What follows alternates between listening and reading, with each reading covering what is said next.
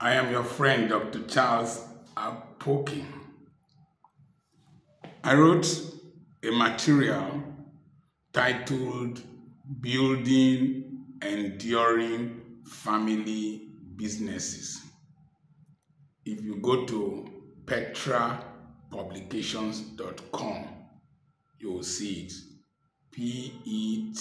Petra publications.com, one word.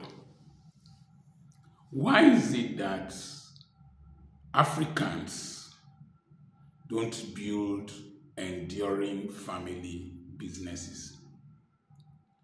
Why is it that even we professionals like medical doctors, I was reflecting on the hospitals I grew up or I met at Aba. Immediately the owner dies, the hospital crumbles. A lot of the companies we had, retail outlets we had at Warri, have collapsed. A lot of buildings estates that people had collapsed, decayed. Why is it that the average African family or marriage cannot translate to an institution that provides employment for people? That's one thing I think every day. And I keep asking myself, beyond my wife and I, what happens to whatever we are doing now? Why is it that Africans always seek for employment in family businesses or institutions that other races have built? Why can't other races work for or work in African businesses and institutions that Black people have built? I have never been to the United States. I've never been to the UK. I've only been to Australia and another country in Europe. But I don't know how many African families, African American families, have built enduring businesses in the United States and in the UK. When you see Dash and Sons, like let me take Smithfield Feeds in the United States. At one time, it was the biggest pork producing company in the world.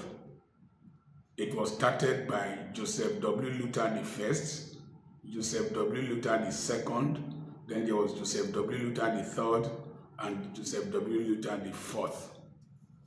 One family in the United States. If you look at the Martinelli's wine from the United States, it is close to 100 years old. If you look at Tata Corporation in India, it's a transgenerational business. Even Versace, who was killed, the sister took it and is growing it. Will I talk about Givenchy?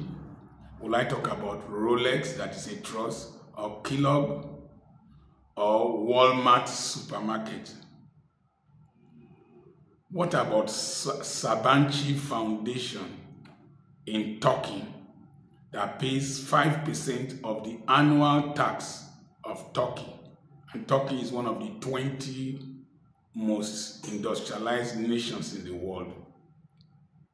Why is it that when Africans die, after the big burial, the children go into penury and the resources are shared and nothing is heard about that wealth again? They start from zero. There's one town I went to in Madagascar called Morondava or Morondava. It means build and destroy, build and destroy. Why can't African families, apart from talking about sex, babies, you love me, I love you, all those things, think about building enduring family businesses? Even those of you in the diaspora, instead of husband and wife quarreling and struggling for small things you own, why can't you think of building enduring family businesses? Check some of these Lebanese, Indians, and Syrians that the husband and the wife are sharing one car, wearing simple clothes.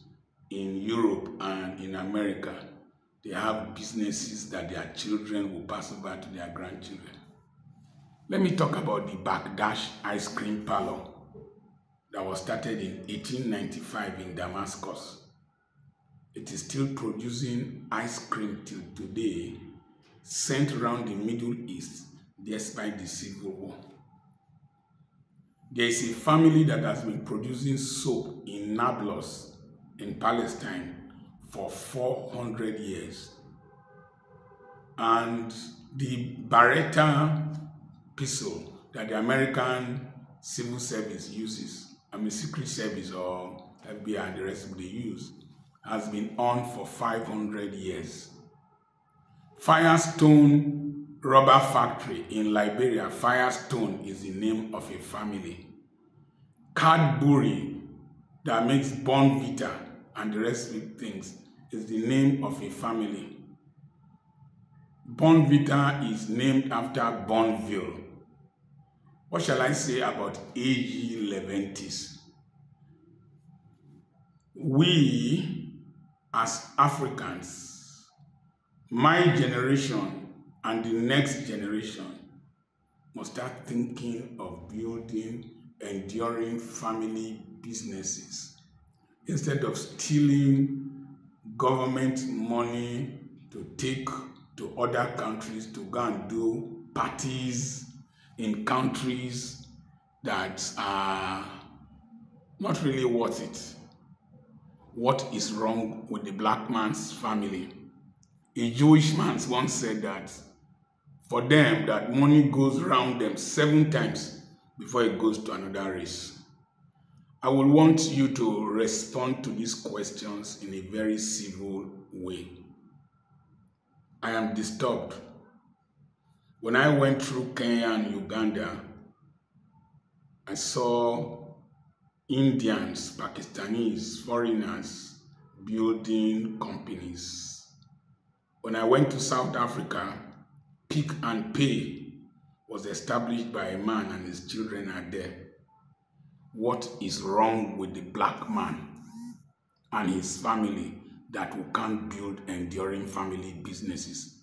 I've been doing all the talking and waiting for you to talk back to me. Share this video so that we can interrogate ourselves and ask ourselves, where do we go from here? Remember, I'm still your friend, Dr. Charles Apoki. Send a message to +234 7052136763. Remember, we can continue like this. God bless you.